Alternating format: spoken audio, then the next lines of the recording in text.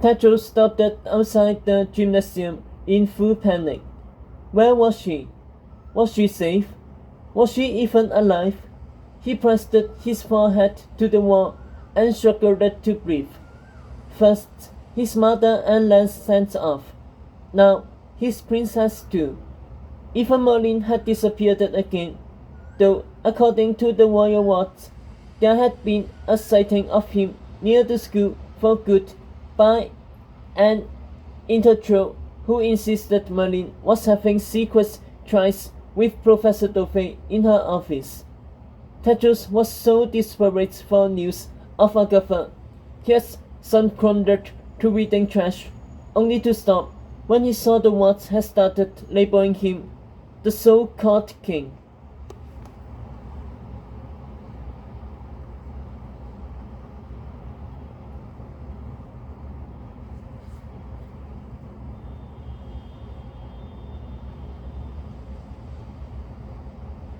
He had felt so alone after the coronation, but now he had no one he trusted in this castle anymore. Now he was truly alone.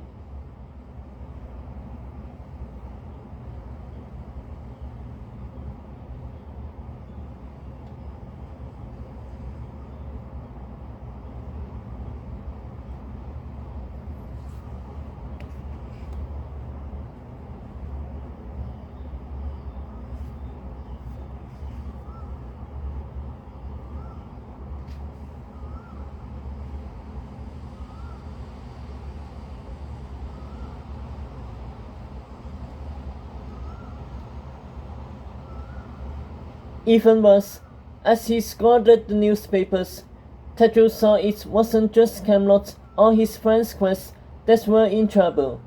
All the kingdoms in the woods were plagued by mysterious attacks, just as the letters he had received from the leaders of these realms had attested. The selfish part of him was comforted that other leaders were having just as hard a time as he was. But these kings and queens from both Ever and Neverlands were calling upon Camelot, on him, to take the lead in building a woods-wide coalition and rooting out those responsible for the violence.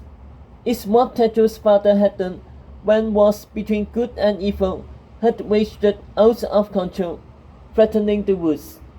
And it's what ultimately killed him, sapped and impaired by his drunken spells. Arthur has still ridden into battle at the 4 points to forge peace between warring sides and paid for it with his life, despite Tetros pleading with his father not to go, despite Tetros begging him to stay home as the king put on his armor.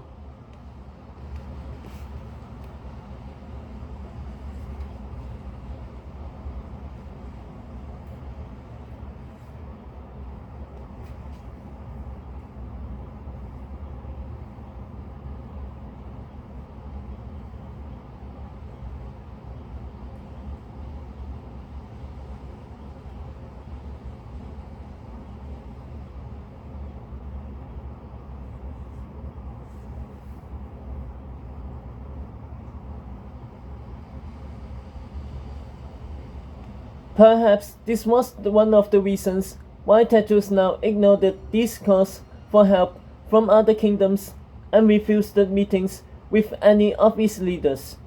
But the new king also had no help to offer them. Camelot had no money, no knights, Chadwick was still missing, and no army. Plus, Camelot had yet to be attacked like the rest of the kingdoms, and its people didn't seem to care about what was happening in realms beyond its own.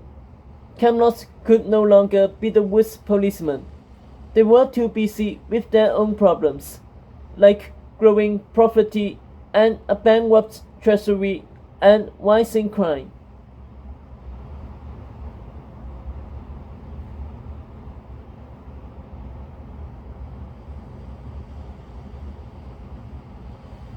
And a so-called king.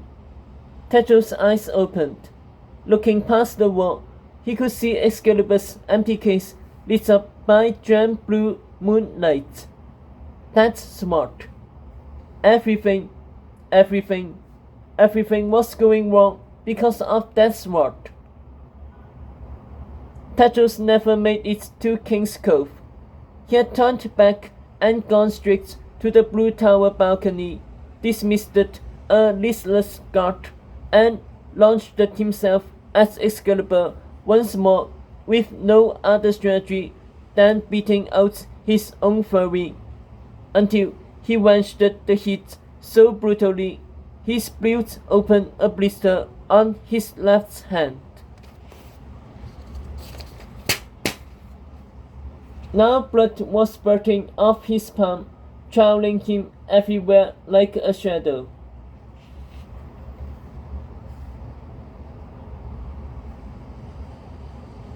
He had stood through the Blue Tower, past the famous map room, where the Round Table had once met, but now lay cobwebbed and dormant.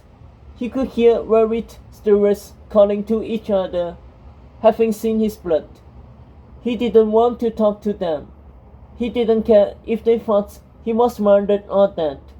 He wanted it to be like school, where he could lock himself in a dorm room or bathroom to be alone, and if he missed the class, he would be punished with detention or kitchen duties, neither with any real consequence.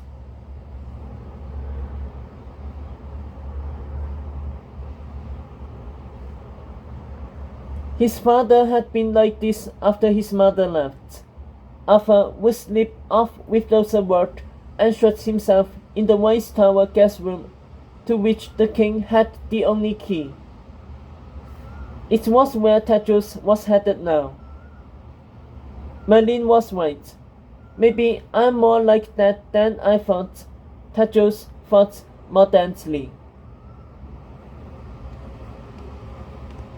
He could hear the stewards filing into the White Tower, but he was already upstairs, gliding in his socks towards the door at the end of the hall. He pulled out his granted key ring, finding the gold-toothed key next to a small black one, slipped it into the lock, and swung into the room, latching the door behind him. The room was dark. He slid down and plopped on the warm marble, feet slated in front of him. Blood leaked from his hand onto the skin of his thing. He stripped off his shirt and wrapped it around his palm like a tourniquet, but that only seemed to make it bleed more. Out of idea, he thrust his hand in the pocket of his dream shorts and leaned against the door.